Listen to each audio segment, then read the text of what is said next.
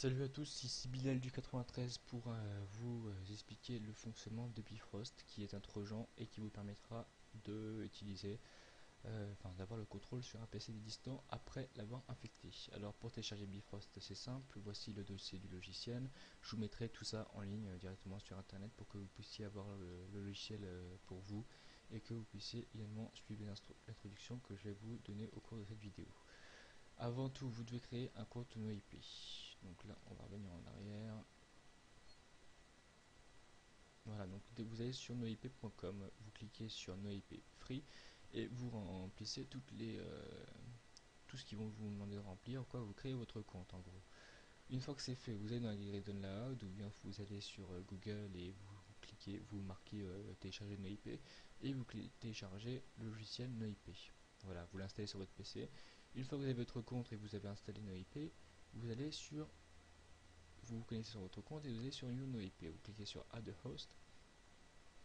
Voilà, et là vous mettez votre pseudo ou bien n'importe, vous créez votre NoIP quoi. Donc moi j'ai mis noip.org. Donc imaginons vous mettre un pseudo vous mettez votre pseudo quoi, test. Bon moi voilà, test Bilal du 93 et vous cliquez sur Create Host. Voilà. Donc vous allez cliquer sur Create Host. Bon, moi je le fais pas parce que mon IP j'ai déjà créé, donc il est déjà créé donc ça va pas vouloir, mais sinon vous créez dessus, vous cliquez sur Create Host et ça va créer votre NoIP. Voilà. Une fois que c'est fait, vous lancez le NoIP que vous aurez installé sur votre PC. Voilà. Voilà. Donc là vous lancez le NoIP que vous aurez installé sur votre PC. Donc là moi il est là, vous pensez bien à le cocher, voilà. Il va vous demander votre adresse email et votre mot de passe que vous avez mis pendant lors de la création de votre compte, vous les mettez. Pensez bien à désactiver votre antivirus, hein, autrement le logiciel Bifrost sera effacé car euh, même s'il n'est pas nuisible pour votre ordinateur, un trojan reste un trojan aux yeux de l'antivirus et donc si l'antivirus voit que vous avez un trojan sur votre PC, il va vous le supprimer. Donc voilà, pensez bien à désactiver votre antivirus, voire même votre pare-feu pour éviter tout conflit avec le pare-feu. Mais vous n'êtes pas obligé de désactiver le pare-feu, au pire vous pouvez faire une exception pour Bifrost. Le pare-feu vous demandera est-ce que vous voulez autoriser le logiciel, vous faites oui, sinon ça ne fonctionnera pas. Une fois que c'est fait, vous lancez Bifrost, vous faites accepter les conditions, hop, voilà, donc ça on peut le fermer. Vous cliquez sur Setting, dans Setting vous allez marquer le port que vous voulez ouvrir sur votre machine, imaginons vous mettez 65 000, voilà, donc password vous mettez test, imaginons.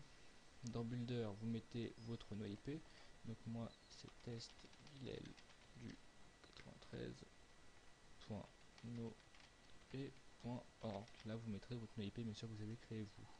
Dans password test, port 65000, c'est bon. Installation, vous mettez à peu près comme moi au niveau des cases et tout. C'est si vous, là, c'est si vous voulez injecter le trojan dans le processus de Messenger. Ça, c'est si vous voulez activer le keylogger. Vous choisissez une clé, voilà. Là, vous mettez cautious mode et vous faites build, donc créer. Voilà, donc là, votre serveur est créé. Vous allez sélectionner votre serveur qui est ici et vous allez l'envoyer à votre victime. Donc moi je le teste sur un PC virtuel pour que vous puissiez voir ce que ça donne. C'est exactement comme si une victime lançait le logiciel sur son PC. Donc voilà, imaginons la victime, hop, voilà, elle va se balader sur son PC, hop, elle va lancer le serveur qu'on aura soigneusement créé auparavant.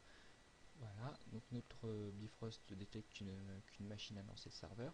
À partir de là, on a enfin toutes les options sur la machine de la personne. Voilà, voilà. Donc là on a tout ce qu'on veut sur son PC, ses processus, les fenêtres qui sont ouvertes. On peut même voir son écran, imaginons, hop, c'est une capture, vous activez les keyboards et la souris. Voilà, donc là vous pouvez voir son écran et vous pouvez même interagir avec son écran. Voilà, donc imaginons on clique